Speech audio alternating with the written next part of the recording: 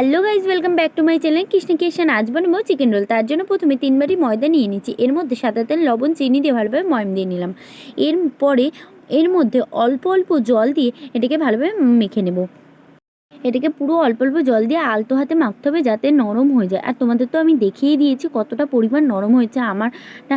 আর এটা চিনিটা এর মধ্যে গলানোর জন্য আধা ঘন্টা প্রায় রেস্টে রাখতে হবে। আমিও আধা ঘন্টা রেস্টে রেখেছি। তারপরে চিকেনটা প্রিপারের জন্য গ্রাম মতো সাদা তেলের মধ্যে চিকেন দিয়ে তারপরে নাড়াচাড়া করে তার মধ্যে নুন, হলুদ, লঙ্কার গুঁড়ো এবং তার মধ্যে গোলমরিচের গুঁড়ো, সয়া সস, চিলি সস এবং গ্রিন চিলি সস এবং টমেটো কেচাপ এবং তারপরে এখানে আমি ক্যাপসিকাম কুচি দিয়েছি। তোমরা এটা অ্যাভয়েড করতে পারো ক্যাপসিকাম কুচিটা। তো তারপরে ভালোভাবে নাড়াচাড়া করে নেবো এবং এর মধ্যে একটু আমি জল দিয়ে নেবো। এবং তোমরা তো দেখতেই পাচ্ছ ময়াম দেওয়ার পর আমি আধা ঘন্টা রেখে দেওয়ার পর কি সুন্দর নরম হয়ে গেছে। তার মধ্যে এর থেকে আমি 6টা ডো করে নিয়েছি এবং তারপরে আমি এখানে প্রথমে পেঁয়াজটা প্রিপেয়ার করব। তার মধ্যে নুন এবং লঙ্কার গুঁড়ি দিয়ে ভালোভাবে মাখিয়ে রেখে দিয়েছি যাতে নরম হয়ে যায়। এবং একটা ডো নিয়ে তার মধ্যে একটুখানি ময়দা ছড়িয়ে দিয়ে তারপরে গোল করে বেলে নিয়ে প্যানে সাদা তেল দিয়ে তার মধ্যে আমি এটা দিয়ে দিলাম। আর প্রথমটা তো ভাজতে গিয়ে আমার একেবারে নাজেহাল অবস্থা। তারপর এগুলো সব ঠিকঠাক আছে এবং তারপরে আমি এখানটায় একটা ডিম ফাটিয়ে নিয়ে নুন দিয়ে ভালোভাবে ওটাকে ফেটিয়ে নিয়েছি এবং তারপরে